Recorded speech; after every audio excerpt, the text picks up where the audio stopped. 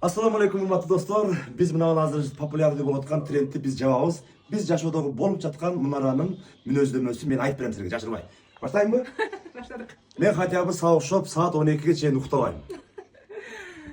Мен хотя бы сага окшоп, WhatsApp'ка голосовой жөнөтүп алып, аны 2 сериядан укпайм. Мен өзүм бекитип койгон буюмду Мадина, Малика, кана деп кыйкырып издебейм.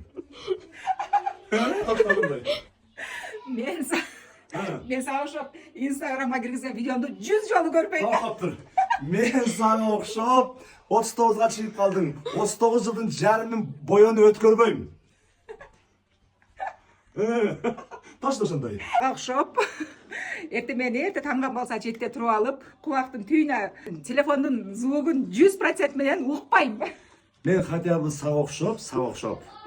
Мадиналарга, Маликаларга үйдү жина деп кыйкырбайм. Ана кыздарыма жакты.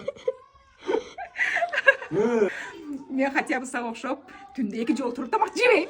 Мен дагы чындыгын айтып коеюн. Мен сага окшоп, хотя бы мен сага окшоп, тапкан пулумун жарымын салонго, прическага, боёкко кетирбейм. Шуну айтыш керек беле? Мен сага окшоп, хотя бы баардык көп жумушум дагы турса, понедельник күнү баардык жумушумду таштап баняга кетип калбайм.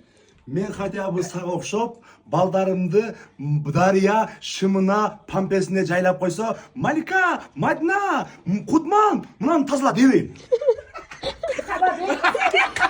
Кодду ушундай.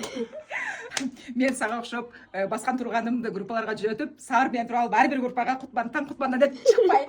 Мен сага окшоп, хотя бы группада сага жооп жазып атса дагы катып отура бербейм. Бул укса да жооп бербей коет. Instagram, Facebook'ta, WhatsApp'ка жооптор келсе, бул катып жооп бербейт. Мен хотя бы үйгө мейман чакырып алып, өзүм уктап калбайм. Мына тренд ушу менен жабасың. Мен хотя бы сага окшоп тур видео тартабыз деп мен адамдарды мени жүдөтө бербейм. Кыскасы болду.